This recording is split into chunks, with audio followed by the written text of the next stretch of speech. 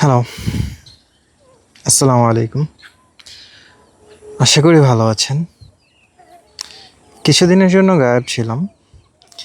কিন্তু আমি maybe last শটেই বলেছিলাম যে আমরা কিছু চেঞ্জ করছি।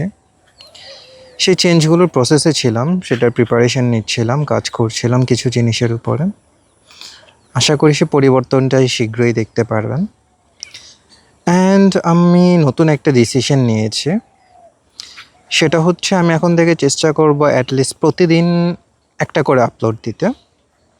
যে কোনো এক প্ল্যাটফর্মে হোক, একটা অ্যাটলিস্ট আপলোড আমরা দিয়ে যাব। কেননা একটা জিনিস যেটা আমাদের যে কোনো কিছুতে সাকসেসফুল হতে প্রয়োজন হয় সেটা হচ্ছে কনসিস্টেন্সি।